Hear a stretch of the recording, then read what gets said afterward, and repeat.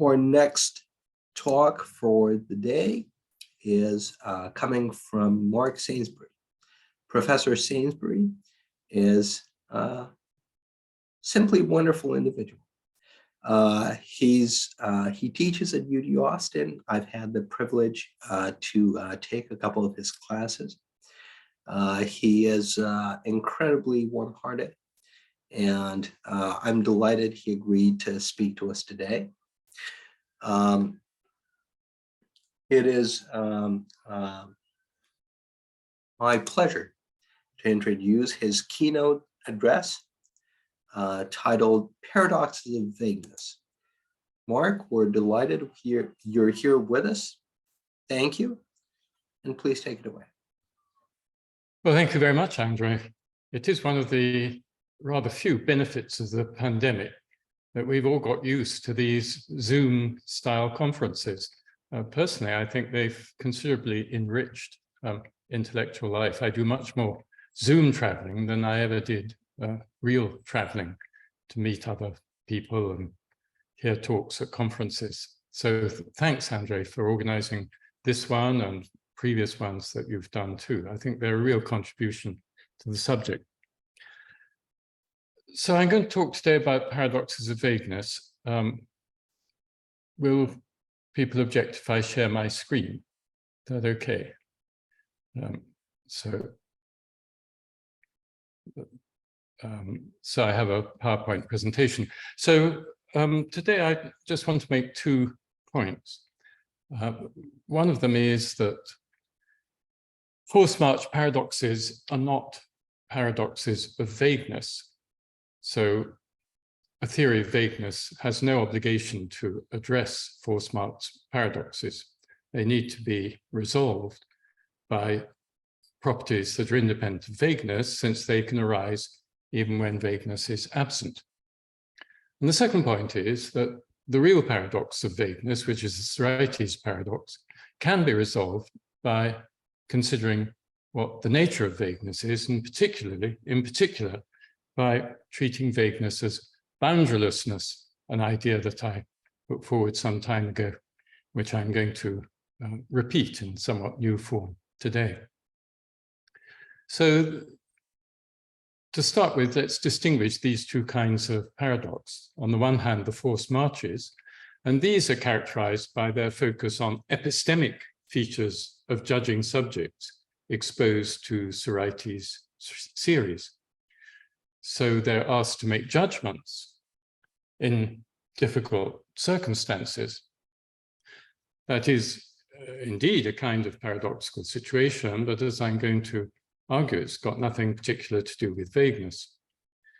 By contrast, the Sorites paradoxes are genuinely paradoxes of vagueness, and they make no mention of judging subjects. So they're purely logical or metaphysical. They're not epistemic. The notion of knowledge doesn't feature in a proper characterization of a Sorites paradoxical argument. So the contrast has been, you can discover it in a recent paper by Crispin Wright, where he makes astonishingly little of the contrast, although the contrast is there. So this is a quotation towards the top of the slide. And although I've colored parts of it differently, the words are exactly as they appear in Crispin's paper. If a color patch is, and then these are his parentheses, justifiably described as red, a pairwise indiscriminable or even just noticeable change in shade must leave it, his parentheses again, justifiably described as red. So I regard this as a template for extracting the 2 kinds of paradoxes I want to talk about. If you include the parenthetical material, which is epistemic, it's about justifiable description, then you're describing a forced march situation. But if you omit the parenthetical material, then you provide a premise for a Sorites paradox. So omitting it, you just get, if a color patch is red, a pairwise indiscriminable change in shade must leave it red. So that makes no mention of anything epistemic. It's just about redness. So it's rather surprising to me that Crispin would have offered this compressed formulation of what are, in my view, two very different paradoxes. So let's start by thinking a bit about forced marches. So I take it that they're actually driven by a confused conception of consistency. So in a forced march situation, you imagine a judging subject who's presented with a Sorites paradox. And they're apt to argue, supposing that it's a Sorites paradox, a Sorites series, which starts off with clearly red patches, and they get less and less red, heading in the direction of orange, and end up with clearly orange patches. So I take it the judging subject will find themselves in a situation that could be described like this. They think to themselves, I've just called patch N for some arbitrary patch red. So this is relatively early on in the series. Patch N plus 1, the next patch, looks almost or even completely similar. And so they conclude, to be consistent, I should call N plus 1 red 2. So I take it that's the process, the intellectual process that drives whatever is problematic about forced march paradoxes. And as I see it, forced marchers, and that's all of us, because I think we all experience this temptation. We all have some temptation to believe this notion of consistency. So as I see it, they're tempted by some false epistemic principle like this. I call it ep equal. If you can discern no significant difference between x and y, and you have judged x to be thus and so, then you should judge y to be thus and so also. And I take it that forced march paradoxes should just be read as a refutation of principles of that kind. And they're clearly false. But there's a little bit more to be said, and other people have said a bit more on this topic, which I'll say something about. So Tim Williamson gave a talk just about a year ago, almost a year ago today, actually, in which he identified what he called a heuristic. And the heuristic he labeled ISD for ignore small differences. So this was a very congenial thought to me as an account of what goes on in forced marches. A heuristic is a guide to action or belief which is easy to apply and generally gives good results. So you're about to go to the grocery store and you notice that one of your tires on your car is looking a bit soft. So you measure it and it says 28 pounds per square inch. So you dutifully get out your handbook and find that the tire pressure should be 30 pounds per square inch. But then you think, well, I'm not going very far, I'm not going on the highway, and there's not much difference between 28 and 30, so I'll just go. I won't bother to do anything about trying to fix the tire. So this is an application of the principle, ignore small differences. And it seems that's obviously the right thing to do. Under suitable circumstances, it's a manifestation of one's rationality to ignore small differences. But it doesn't always work out. So in some Sorites series, applying that heuristic can lead to bad judgments and to needless anxiety. Forced marchers get anxious as they're pushed further and further to make judgments of the original, to maintain their original judgment for new cases which merit it less. One also finds the identification of what I think is an epistemic principle. Rathman actually calls it a pragmatic principle in her book, Unruly Words. The book's very interesting in lots of ways, and one of the ways is that she has empirical results that confirm our intuitive opinion that forced marchers will tend to overextend the predicate that is in question. So it's nice to have some empirical data that justifies that intuition. But near the end of the book, when much of both the theoretical material and the empirical material are largely in place, she contemplates an explanation that is what she calls pragmatic. And her first formulation, or the rough formulation of that, is like things should be treated alike. But then she gives a more detailed account of what this principle amounts to, and she calls it TOL. Presumably that's an abbreviation for tolerance. For any vague expression phi, speaker S, and items x and y considered pairwise, x and y differ incrementally on a dimension decisive of the application of phi, then if S classifies x as phi, S should also classify y as phi. So it's pretty much like ignore small differences, but molded to Sorites series and the judgments one might make about the relevant predicate. Now, she says that TOL is not paradoxical. And her reason is that she thinks that Sorites paradoxes arise only when items are not considered pairwise, whereas TOL relates to situations in which the consideration is pairwise. But it seems to me to entail that in a forced march situation, the subject should make a judgment that is false. So you've got the Sorites, standard Sorites series going from the reds to the oranges, and you consider x and y pairwise, and you've judged x to be red, and so you've classified x as phi, as red, and it tells you that if you can't see any significant difference between that and the next patch, you should also classify the next one as red.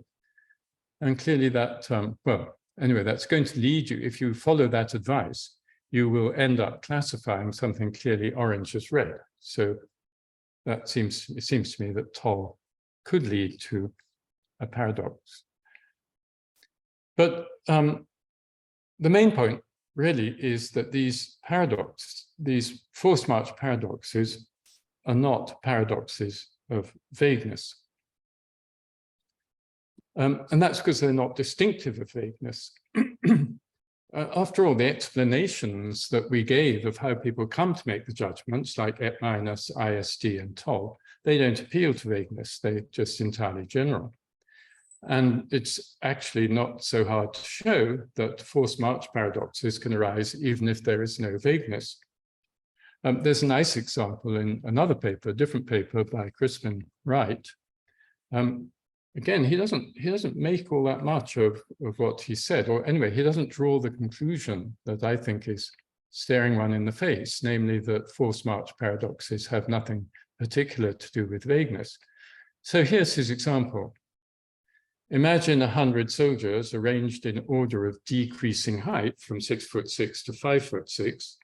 Your task is to inspect the soldiers one by one, starting with the tallest, and say, without access to any measuring device, which is the first soldier in the series, less than 5'10". So I take it that being less than 5'10" is a sharp predicate, but a reaction to the situation is likely to be forced march in its style. So at the beginning, you start off with this bold confidence. Okay, no, this one's a lot more than 5'10". Yeah, and this one's much the same height, also clearly more than 5'10". And then maybe your confidence starts to diminish a bit, but you're going to be in a standard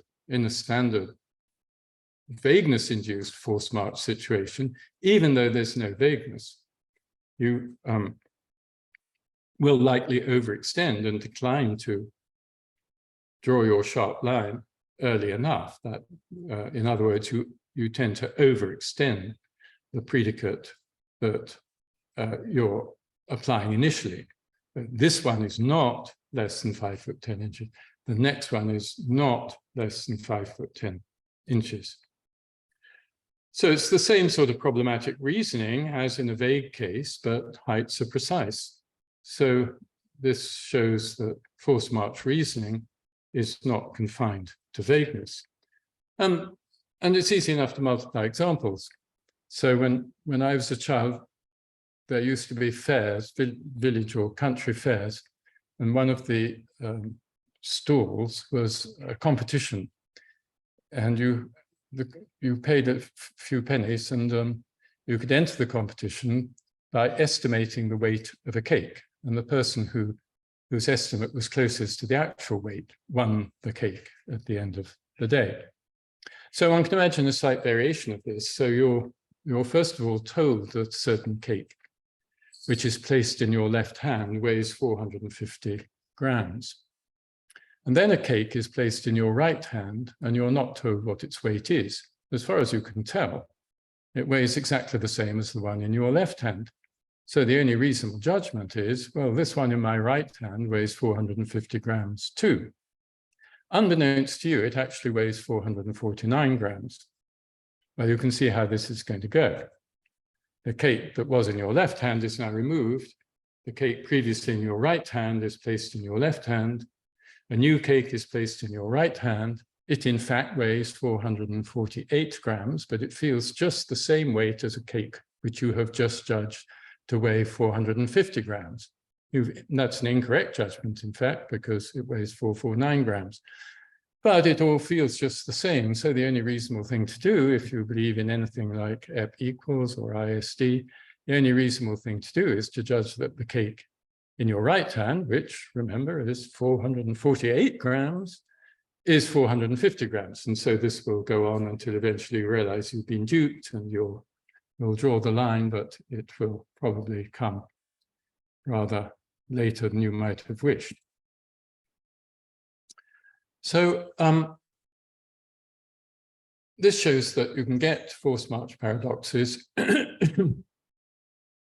without having a vague predicated issue, which shows in turn that even when vagueness does give rise to forced marches, but it's not really the vagueness that's doing the work, it's something else. And let's try and identify what that something else is. Well, first of all, forced marches and Sorites paradoxes have in common the need for a Sorites series in order to work. So in an appropriate series, both kinds of paradox appeal either to a notion of indiscriminability or to a notion of a difference too small to matter. And those do relate to human capacities. So this is something that both kinds of paradox share. But as I've shown, forced march paradoxes can arise even if there's no vagueness. So we can't usefully appeal to forced march paradoxes in characterizing vagueness. So it wouldn't do to write a paper on vagueness and say, oh, well, now I'm going to show you what vagueness is. Here's a forced march paradox, because the mere fact you've got a forced march paradox doesn't tell you it's not like the weighing the cake or a paradox that has nothing to do with vagueness. The claim that I'm just making that forced march paradoxes can be run on non-vague expressions just as well, that's actually a quote from the introduction by the editors of the collection 2019 called Sorites paradoxes, I think.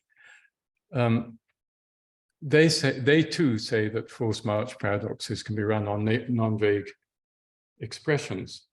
So that's 2019, and they refer back to an earlier paper by Zardini, 2008. And one of those mentions Fine, 1975. And Fine does indeed mention the camel's back, as do Oms and Zardini. So the camel's back is a case of a forced march paradox. We can't tell the number of straws that is going to break the camel's back, but presumably there is a number, n, that is the final straw that does break the camel's back. So this contrast, I take it, was envisaged as early as 1975, but I can only say that I haven't seen it made much of in the literature, whereas I think it's important. And that importance is one of the things I want to stress in this talk. But now let's turn to Sorites paradoxes. We don't have to consider, if vagueness is our problem or our topic, we don't have to consider forced march paradoxes, but we do have to consider Sorites paradoxes.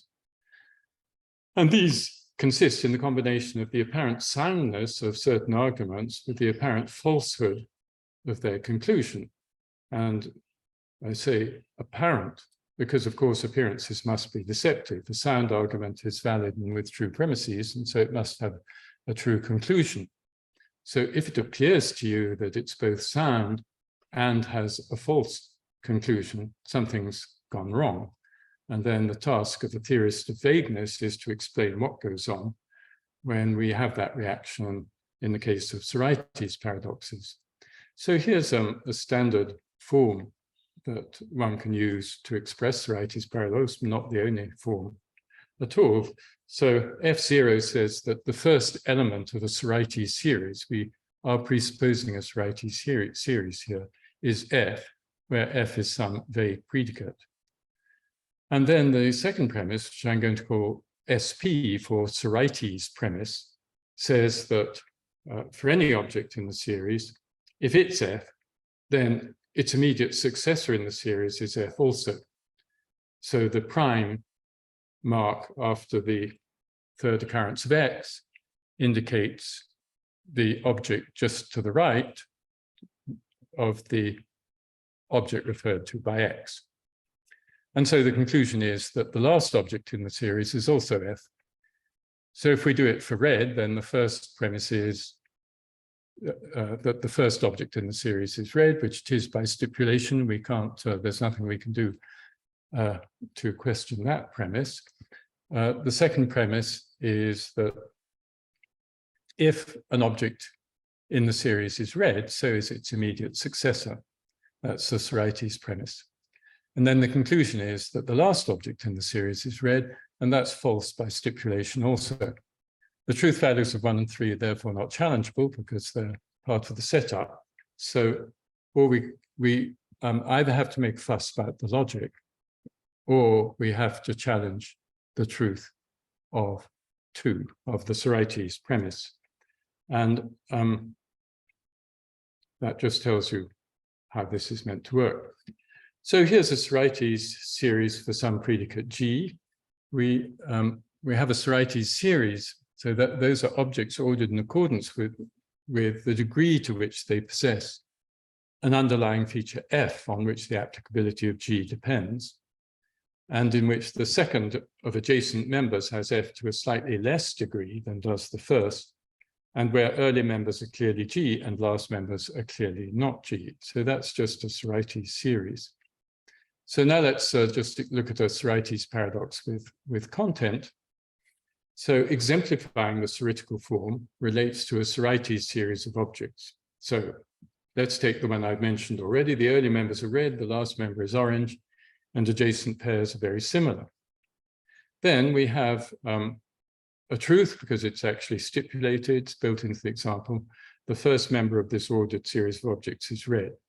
Then we have our Sorites premise. Adjacent members are so similar that if the earlier member of a pair is red, so is the later one. And then we have the conclusion that the last member of the series is red. And the falsehood of the conclusion is again stipulated. So the only thing we can consider is either the logic, which I'm not going to contemplate for a moment. This seems to be one of the, to me, it seems one of the regions where it's really very hard to find a good reason to challenge classical logic. But anyway, that's a topic I'm not going to go into. So for me, the only significant option is that we have to reconsider the apparent truth of SP, the Sorites premise. So I'm not going to deny classical logic. So one thing I think to notice is that we actually handle Sorites paradoxes completely effortlessly in ordinary life. So consider grades, something very much on some of our minds here in Austin right at the moment. I've got 80 to do between now and early next week. So there are 2 students. One's got 93, one's got 94. Don't tell me there's any serious intellectual distinction marked by that difference in number. And yet, you know, I have to do my job. I have to draw I have to identify the lowest A. I don't find it all that fantastically easy. I don't like doing it. I don't think it really matters, or well, it doesn't matter in the greater scheme of things, but unfortunately it matters an awful lot to the students whose scholarships and everything can depend on blah, blah, blah. But anyway, we do it. Okay, if you've got 94, you've got an A. If you've got 93, you've got an A minus. Boom. It's a decision. We can do it. We have to do it. It's part of our job. Now consider a more domestic example making the same point. Many of us don't keep the same toothbrush forever. After a bit, we decide it's so used that it needs to be replaced. But again, there's no difference that we can detect between how used it is today and how used it was yesterday. We're drawing a line where there's no significant difference between the cases. We are ignoring small differences. We're doing what Williamson's principle says we shouldn't, we're confronted with small differences, but we're not ignoring them. Because today we changed the toothbrush out and yesterday we didn't, even though we can't tell any difference in the degree of wear as between the 2 days. So this is a completely imperceptible difference, but today we judge it's got to be replaced and yesterday we didn't make that judgment. It's not a problem. Think again also of charitable donations. Okay, I really need to give something to the war in Ukraine or whatever it is. How much shall I give? Well, in this case, the Sorites, well, I speak for myself when I say that a pressure of Sorites reason tends to go in the downwards direction. Well, if X is enough, then isn't X $1 enough, minus $1 enough? But if X minus $1 is enough, isn't X minus $2 enough? This is not a good way of thinking. We should just make a decision, and we do. It doesn't take long, and we've settled on a sum to donate. But we've found the Sorites reasoning that is available totally unthreatening and unattractive. Tadpoles turn into frogs. We know it happens. There are tall people, but if the Sorites premise was correct, there wouldn't be any tall people because someone of 5 foot isn't tall, and someone a 1/10 of an inch taller than someone who's not tall is also not tall. But it doesn't, that just simply doesn't move us. So the first point is that as a matter of sociological fact, the Sorites premise that's available in all these cases of vagueness is completely unmoving. It doesn't affect us. So that prepares the ground for denying the Sorites premise. But what we have to do is to explain what makes that possible. And the first thing to notice is that if we're going to deny it, it might seem that what we have to do is to find a counterexample. And the counterexample would entail what Wright again calls the unpalatable existential. So that's the claim that in a Sorites series, there are adjacent members of the series which differ with respect to the predicate in question. The earlier member is F, and the next member in the series in the rightwards direction is not F. That's classical consequence of the denial of the Sorites premise. Well, I think we can start here because actually, although at first you might, especially if you just look at the formalism, you might think that we can't really accept UE. I mean, if it's a Sorites series, then isn't it built into the very nature of it being a Sorites series that UE is false, that there aren't adjacent members which differ in respect of the predicate in question? So I think the first thing we need to do is to gloss UE in a different way, with the thought that we have to draw the line somewhere. And I hope that strikes you as very modest and not a terribly radical thought.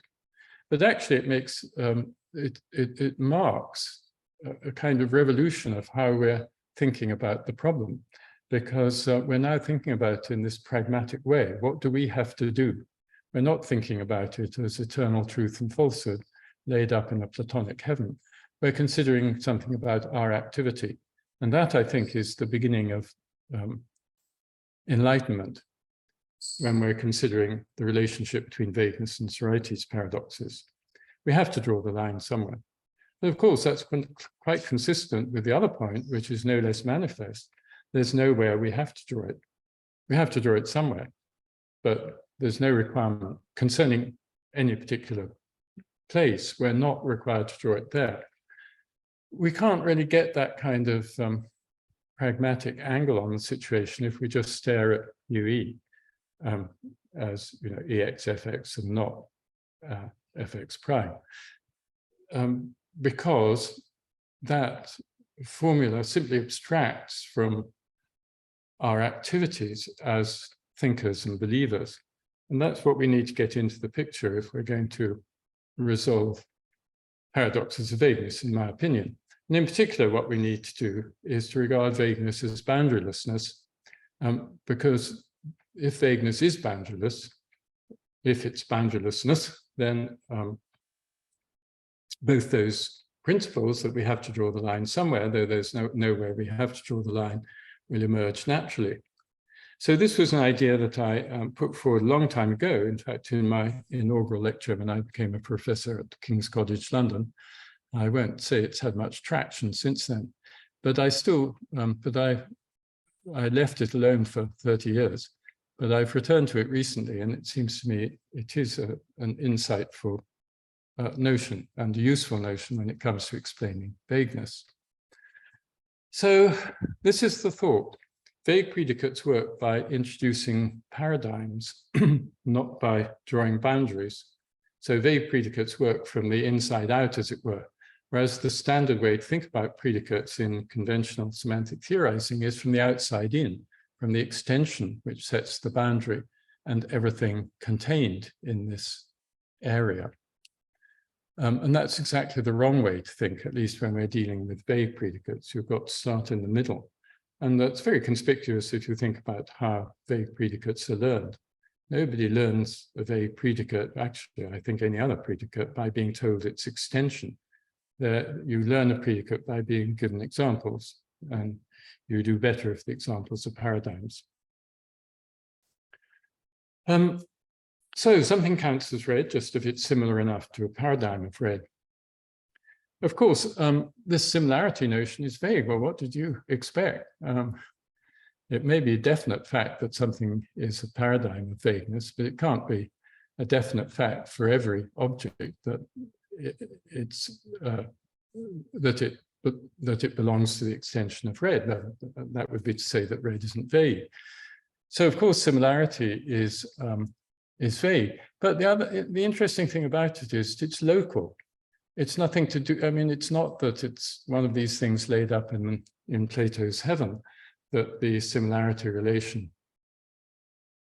is determined independently of human aims and circumstances and the particular situations in which they find themselves. I'm trying to match my curtains, so whether something counts as red amounts for me to whether it's a good match. But for you, the situation may be quite different. And when I say, well, this counts as red for me, and we do use words like counting as, we use these words which manifest that we've made a decision rather than that we're responding to a fact that's independent of us. I don't expect you to count it as red necessarily. You may have different aims, or the curtains you're trying to match may be different in maybe reddish, but different in their exact redness, or whatever. There are all sorts of reasons why people may make completely different decisions in applying the notion of relevant similarity or sufficient similarity. So this occurs in sort of ordinary domestic cases. There are also more sort of public and significant examples. So consider the word fish. At one point, on the viewing question, this is a word which works by offering us paradigms together with relevant similarities. So haddock and mackerel and cod are paradigm fishes. Now, what about whales? Well, at one point up to around the last quarter or so of the 19th century, whales were regarded as similar enough to paradigm fish to be counted as fish. That's because relevant similarities in those days were to do with things like locomotion and habitat.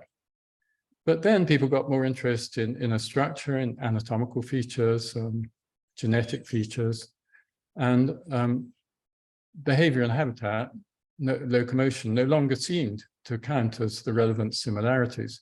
What was needed was internal structure. So we can explain how, as one might put it, the word fish narrowed its extension, and that would be sort of what I regard as an old-fashioned way of putting it. I would rather say that what happened was what counted as relevant similarities shifted in such a way as to exclude whales. So that's a sort of large-scale case in which the notion of relevant similarity does actually play a more society-wide role. But normally with things like colors, it's just the people involved. And for example, in our department, we have a rule concerning a suitable length for a PhD dissertation. We don't expect other departments to follow suit. And similarly with charitable donations. There's actually an example that I still quite like, which I gave in that early lecture that I referred to. The owner of a paint store wants to put the red tubes on one shelf and the orange ones on another. But he's flexible about where to draw the line. He does not think there is one right answer to the questions, which tube is the least red, or which tube is the reddest, orange. So he can accept the need to make his shelves a little shorter or a little longer. I mean, imagine the situation, he's outfitting his store and he's hoping to get 3-foot shelves, but it turns out that because of something he hadn't anticipated, there isn't room for 3-foot shelves. He's going to have 2-foot 10-inch shelves. Okay, so there are going to be fewer tubes on the red shelf. No problem. He's now drawn the line in a different place. That's okay too. It would have been okay the other way, and it's okay this way. That's characteristic of vagueness. It gives you freedom to make choices, to make decisions. But the decisions you make in a given situation you don't have to think of them as having any consequences for anyone else. So with that in mind, let's go back to the unpalatable existential and the Sorites premise. So I think we should not stare at these propositions. There's an x such that fx and not fx prime, and think, golly, I can't imagine a witness. You probably can't if you're just sitting in your office completely without any context or any reason to make a decision at any point. That's probably true. You can't think of a reason to draw the line anywhere. That doesn't mean that in a suitable situation you couldn't make a perfectly adequate decision. And likewise, we should not stare at the Sorites premise and think, golly, I can't imagine a counterexample. Same point. Because there is no witness to UE if a witness is a stably true context and use independent element of the series.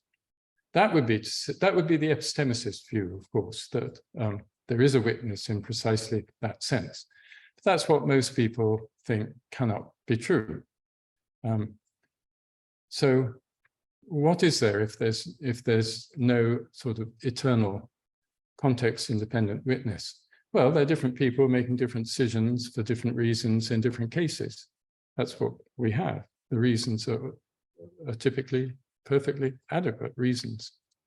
And likewise, there's no counterexample in the sense of a stably false context and use independent element of the series. Again, only an epistemicist would deny this. So we need to make decisions case by case, just as we do when we change out our toothbrush or make a charitable donation or do our grading. It's up to us. We decide what is to be a witness to UE and a counterexample to SP. And we decide case by case. And that's the freedom that boundarylessness supplies. It's part of the notion of boundarylessness that it gives you a freedom to decide in certain cases.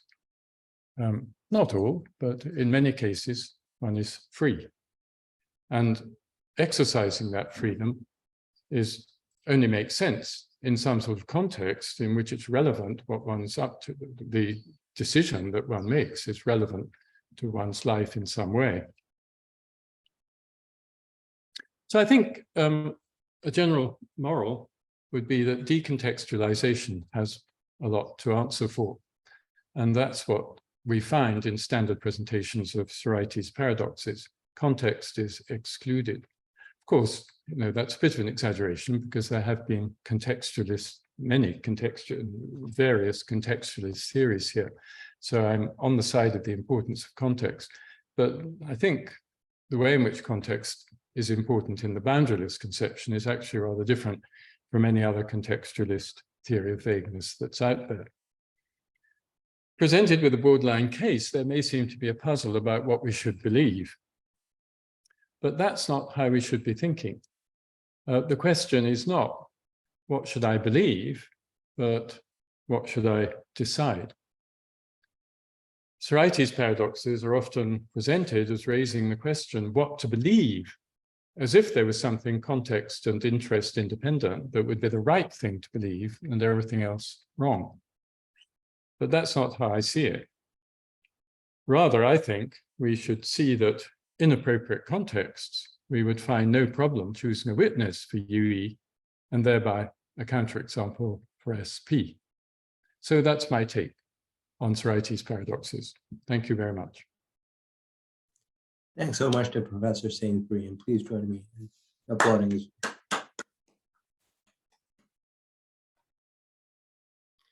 Next up, we move to Q&A. And so if there are questions, comments, or joiners for Mark, please go ahead.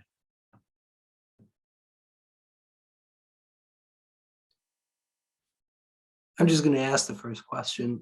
Jim, please go ahead. Yes. You would need to click the left-hand button that features a microphone.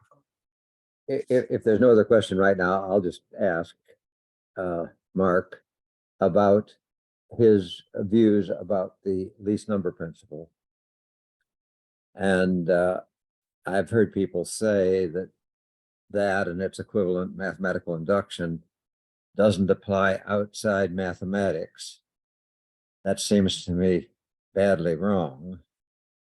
But anyway, it seems to me that if you have a genuine property of numbers, and this could be how many pages, how many pounds, whatever. So the application of mathematics calls for counting, and so it does definitely apply, not just to number theory. That if one has a property and n doesn't, then there's a breakpoint. That's the least number principle. Oh, and the question is, what do I think of that? Yes. Well, mathematical properties are precise properties. So I would, so they don't as such give rise to Sorites paradoxes if they're mathematical properties. But I imagine you're thinking that we should say something like, well, 450 has the, no, let's see, we want a vague case. Such and such a wavelength, n, has the property of striking people as red. So if n has that property, yes.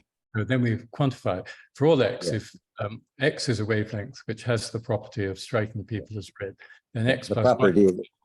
The property, any property that can be determined by counting. So, so let me just get the formulation. So, so the general principle is, if a wavelength has the property of striking people as red, then a very slightly different, if a wavelength whose numerical value, sorry, we have to get the numbers in. If a wavelength whose numerical value is n has the property of striking people as red, then a wavelength differing from n by some very small number will also have this property. No, no. Haven't got it right yet. That doesn't sound true. So anyway, That's not the idea. give me the The idea is that the number n has the property that a wavelength of that number will strike people as red. mhm. And the number m has the property that a wavelength of that number will not strike people as red. And m, say, and n are two different natural numbers. And then the least number principle will say that there has to be a breakpoint. There has to be a number in between, which is the last one, which has this property of a wavelength of that number striking people as red. So why would I want to deny that? Sounds as if it's true, isn't it? I hope you don't. I don't deny it either. But it does seem to entail that if you have a genuine property of numbers, and like I say, wavelength would do, that if the number n has the property and m doesn't, then there has to be a breakpoint. That's the principle, the least number principle, an equivalent of mathematical induction. Well, that's what you would find if you. I mean, you'd have to find that if we imagine a psychological experiment, and so we display colors of successive wavelengths to people, maybe in a random order, then and some of the colors we display are red and some of them are orange. There will be a least wavelength that gets counted by a person on an occasion as red. Yeah. So Yes. then, Yes. I mean, you have to. I mean, all the experiments would deliver these completely local, context-dependent things, and there's no inference from that to this being true, even of the same person on another occasion, let alone of a different person. Absolutely.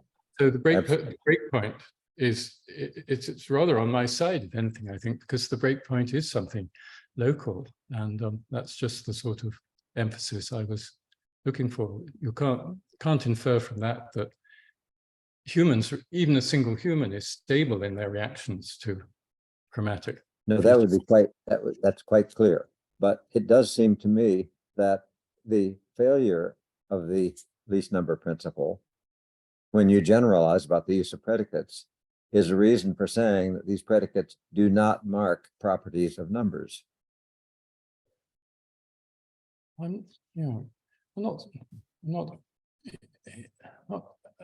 I hold that there is no such property as being read. There is such a thing as people tending to agree, certain people tending to agree and applying the predicate.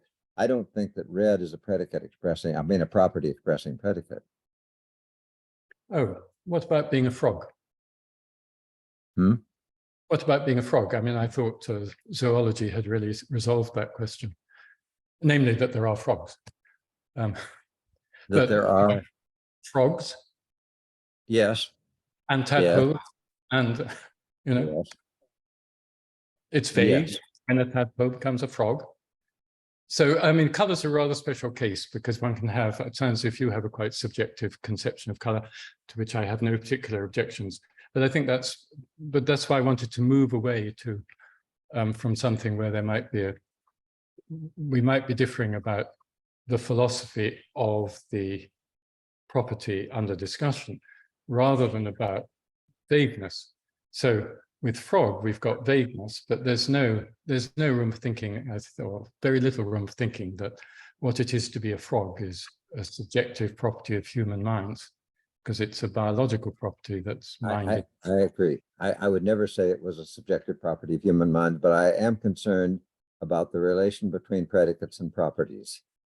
And it does seem to me, for example, if you have the case in which a camera is focused on a tadpole, and in the course of a certain period, it turns into a frog, and the first picture is a picture of a tadpole, and the last picture is a picture of something that isn't a tadpole, and this is just one series of numbers, and these numbers are marking the pictures, then the least number principle requires that there is a last picture that is the tadpole picture. That's a consequence of the least number principle, which I always regard as the truth of pure reason. And I would say that this in order to accommodate these considerations, one would have to say that there's a difference between the mere predicate and the genuine property of numbers. So if it's a genuine property of numbers, that number 1 is a picture of a tadpole and number n isn't, then there will be a last picture. That otherwise, that would be a violation of the least number principle if it's a genuine property of numbers. Yeah, this is an interesting reflection. I think it takes us into the question of what constitutes a genuine property. Absolutely, yes. And I'm not 100% sure that I know how to answer that question. But but it might be that what my view entails is that being a frog isn't a genuine property. And it's not quite, let's say, in the way you would express it, but it's not quite clear to me what that, whether that's such a disaster, because it looks as if your conception of genuine property is set up in such a way as to include vague properties. So so it wouldn't be too surprising that there are no genuine properties from your point of view. It's certainly an interesting topic which I hadn't really taken on board. So thank you. Thanks so much to both. And I see we have a follow-up from Professor Mills. Gene, please go ahead. Hi. First of all, thank you very much for the talk, which I thought was really interesting. Let me just say that I'm completely on board with you about the perils of decontextualization.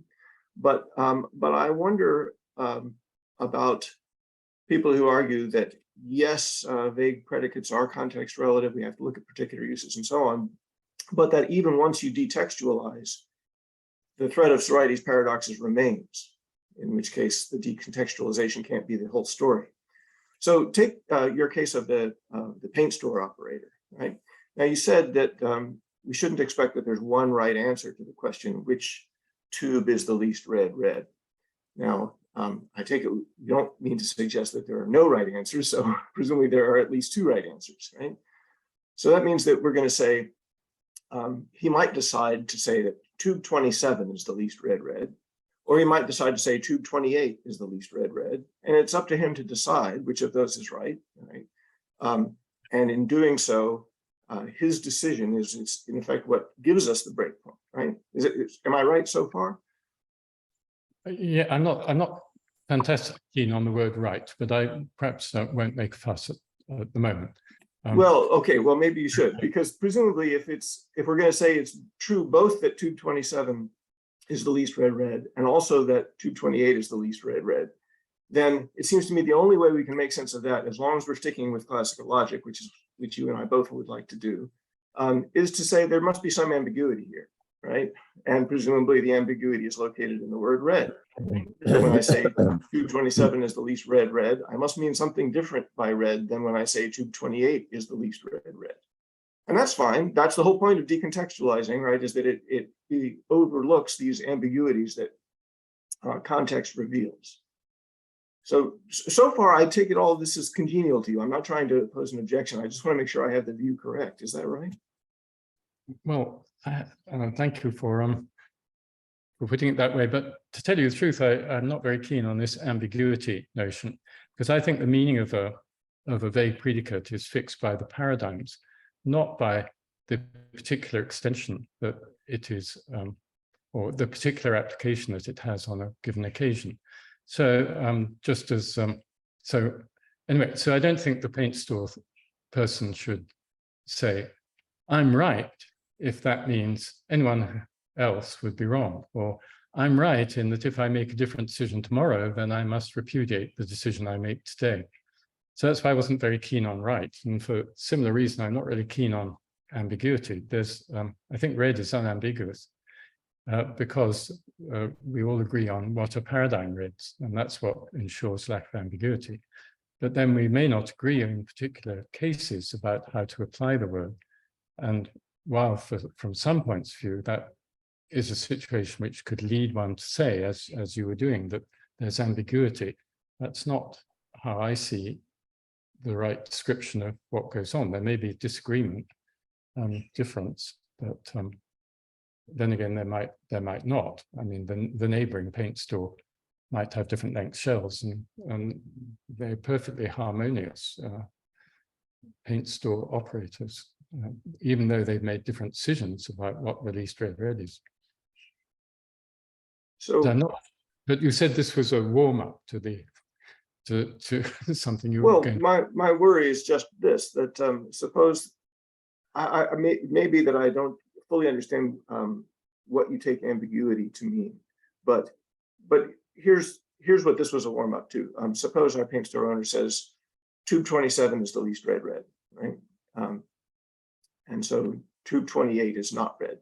Of course, then it's easy to imagine he then discovers a box of additional tubes, right, which in hue are in between 27 and 28, right? And so then, of course, he has another decision to make, right? He can stick to the original decision and say tube 27 is still the least red, or he could say no, tube 27.5 is, or something like that, right? Yep. Now, my worry is this. So this is related to Jim's question about the relation between predicate and properties. I take it that if there is an actual assertion being made when he says tube 27 is the least red, something that is true or false, that he's attributing some property when he uses is red. And so the question is, if there's some property that's being attributed, I don't see why it isn't plausible to think that there's a real question about how we can tell the boundary for that property once we introduce these further tubes in between 27 and 28. Right? You say, well, does tube 27.1 have that same property that he asserted with respect to 27 in terms of being red? I don't know, but it doesn't follow from that I'm decontextualizing. I'm saying, no, look at a very specific context where he makes this utterance. If he's expressing a property in that utterance, then it seems that we can construct a Sorites series for that very property. That's the question. Well, I'm clearly going to have to think more about properties, which I confess I don't like doing very much, but I can see I can't avoid it. But this is how I was thinking, possibly rather inchoately. There's a single property of being red, and of course there are different reds, but the different reds share the property of being red. What our job is, the local and context-dependent job, is to decide whether some tube of paint, or what the store owner's job is to decide whether a certain tube of paint is to count for his purposes, for those occasions, as red or not, as having that property of being red. He should allow that somebody in different circumstances might make a different decision, which is in a sense not conflicting with his decision. So the local character of the judgment, I mean, some people with certain presuppositions would see that as actually infiltrating the semantic character of what is said by this tube is red. I hadn't thought of it that way, but I can see that there would be a reason to think of things that way. So I just thought that in a more simple-minded view, okay, you call it red, I call it orange. We've got no way of resolving this issue. I hope it works for you, calling it red. For me, it's going to work better calling it orange. And I think it's worth noting that with vague predicates, we often move away from the direct application of the predicate to say things like, would you call this red, or would you count this as red? There are a lot of those decision-laden words that we use, because I think perhaps you and Jim would be on the same page with this. If you think of properties as Platonic, abstract, unchanging objects, then vague predicates do not introduce properties into discourse. They do something else. Thank you. Terrific. Thanks so much to all three. And we have a next question from William. Go ahead. Yes, that was interesting. Can you hear me? Just yes, Yes. good. I'm not very accustomed to thinking about Sainsbury's problems and vagueness, but suppose I'm standing then in front of this some red cans and then some orange cans, and you think that I have a decision to make. So there's a decision to make where the limit goes. But what? So suppose I decide that the middle one is the last red, for example. Was that red before I made that decision, or not, or both? Well, your decision wasn't wrong, but on the other hand, you hadn't made it. So I'm not sure which really to say. Do you feel that there isn't an intelligible answer to be given here? So these are features we could agree on. It's something that could perfectly well count as red. But also, perhaps if it's a borderline case, it could perfectly well count as orange instead. That's how things were before the decision, and then the decision gets made. That sounds to me like it's both. I don't think I would accept that it could perfectly well count as orange if I couldn't accept that it actually was orange. I don't think I could accept that it was, before I made the decision, red, and sorry, the other way around. I don't think I could accept that it could perfectly well count as red unless I thought that it was red. But then, I mean, I suppose it could be both orange and red, but in certain Sainsbury's cases where the problem isn't whether or not it's orange or red, but where it's red or not red, then this is going to lead to contradiction, right? So your principle was that if it counts as red, it is red. Yes. So I can hear that as true. That's to say, it's red in that context, thanks to your decision. But there isn't any context-independent fact about whether it's red or not, and that's what you wanted me to pronounce on, because you wanted me to. Go ahead. Okay. Yes. So there's no context. There's no answer to whether it was red or not, because of course before you've made the decision, that is effectively. Yeah. Yeah. So there is no fact about whether it's red or not. So exclusion fails. Excluded middle fails. There would be a way of presenting it, yes, so that it failed. Yeah. Okay. I'm just wondering. I mean, I think that's whatever. I mean, people who are extremely dogmatically attached to logical principles, I find that sort of sometimes somewhat objectionable. But I do think that means that this boundlessness view that you hold is maybe not so different from what other people would want to say, and which obviously people like Williamson, obviously, I mean, I know that he would disagree for other reasons, but obviously he would find this totally unacceptable. But no, Williamson would find it unacceptable because yes, exactly. That's what I said. Is that what you said? Maybe I'd missed that. Yeah. Yes. No. He would. He certainly would find it unacceptable because he believes in the mysterious, inaccessible borderlines. Right. But the only thing that you actually have to believe in to find it unacceptable is, A or not A, and that's a law. So, I mean, that's not so radical. Most people believe in that. No? Well, if you're making a judgment, this is your choice. To affirm A, to affirm not A, or neither. If you're ignorant, you should not do either. So I can reflect the logical principle as a pragmatic principle quite happily. And I'm not sure what more is needed. Okay.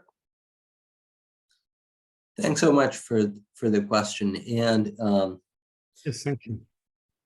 I don't wish to impose on you in any way, but I did want to ask a final, very freshman-y question. So at some point, discussing boundarylessness and paradigms, right? These were features that predicates were supposed to introduce. And, you know, suppose we forget about properties, just ditch properties, properties don't exist, or we don't care about them, or something like that, right? And now we're wondering, you know, what do predicates do for us, right? And boundarylessness might be one thing they do for us. Paradigms that introduce predicates or that fix predicates might be one thing predicates do for us. Do predicates do other stuff? Is there like a list of functions that predicates have? Could we sort of functionalize predicates away? That's the question. So you're thinking of a predicate as simply a bit of language? Yeah. I mean, a word that, and we couldn't manage without, I think we couldn't manage without those, could we? We need the words. So some of them are going to be, some of them are going to have extensions, just as in the classical Phrygian picture. But an awful lot of the ones that matter to us are not going to be adequately described in terms of their extensions, because their extensions are not fixed. So they need to be described in some other way. So, and sorry, just to make sure, would extensions count as fixing boundaries? yeah, I was thinking of an extension as a set of things of which the word is true. Yeah. And so that's the classic picture of the semantics of predicates. So I don't deny that there are predicates for which this classic picture is correct. But I think the majority of predicates that matter to us in ordinary life are don't actually work that way. For one reason, it's hard to explain how we ever come to know the meaning of predicates if what is involved is their extension, and we haven't clue about how many, well, you know, the extension of the word dog in China, and all we can say is that dog refers to dogs. So I'm quite happy with those modest semantic principles, but those will work fine, as in William's question. Red refers to red things is also a truth that can't be disputed, but it works. It's a truth that contains, even for the boundaryless cases, the boundarylessness, as it were, kicks in both in the use and mention. Right. I guess I was just wondering about something that was sort of far off. So, for instance, if you think of the predicate unicorn, right?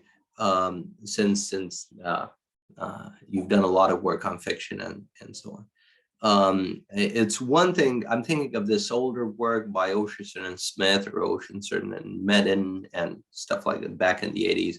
So it's one thing to say that you characterize what a unicorn is sort of declaratively, right?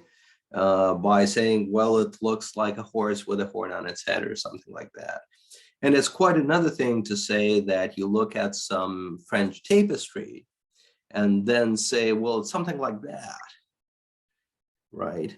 And it might be that the paradigm you indicate, right, is going to be somewhat different than the characterization you deliver verbally, so to speak, lexically. Then it might seem as though there's some kind of interplay, there's some kind of match, some kind of competition between the lexical information, so to speak, and the information that's delivered directly via extension, right? And perhaps there are some other kinds of information that feed into what gets to count as ripe material for a predicate, right? And so I was just wondering if there is some ready-made quick and dirty view you'd like to deliver here. Well, I don't believe that any of the kinds of words you're interested in are definable. That was part of the point I was making when I gave the, what might be called the homophonic account of what red applies to. And I think the same for unicorn. Unicorn is true just of unicorns. So it's not, don't imagine that's completely unhelpful, because not everybody knows that. Some of your compatriots will not know that because they don't speak English. So it's not trivial. But I mean, it's not trivial in the sense that anybody who reflects on it would know that it's true. But then there are lots of ways of getting to understand or getting to use a word. And you pointed to two fairly different ways, but they're both ways to achieve a similar end. So I think people tend to undervalue those differences. So no, I think it's good to point out that there are various different ways to come to be able to use the word unicorn. As soon as you say come to understand the word unicorn, that suggests to people that there's some proposition which you come to know. But that's a faulty picture on my view. That can't actually make sense. But you can come to use it essentially by immersion in a linguistic community, and that immersion can be accompanied by all sorts of useful things like pictures and descriptions and so on. But it's not that any one accompaniment is somehow essential to grasping the meaning. What's essential is that you join the community. So this is a conception of meaning that goes along with my view of boundarylessness, because if somebody asks for a meaning specification, or give me the semantics as understood in certain, what I confess I think of as old-fashioned ways, then it can't be done. It can only, I mean, the only way of doing it is the homophonic way that I mentioned. And many people are very resistant to that, because for many years, more or less ever since I've been doing philosophy, the mainstream has wanted to move in a different direction on that issue. Well, that sounds amazing. I have to say, I might have misheard or misunderstood you, but I do think there might be something in the way of boundarylessness relative to a community. So perhaps that's a different notion, but yes. Thank you so much for that. If there are some other questions, rejoinders, comments for Professor Sainsbury, and if not, please join me once more in thanking him for his amazing work. Thanks. Thank you all very much. Very interesting discussion. I learned a lot.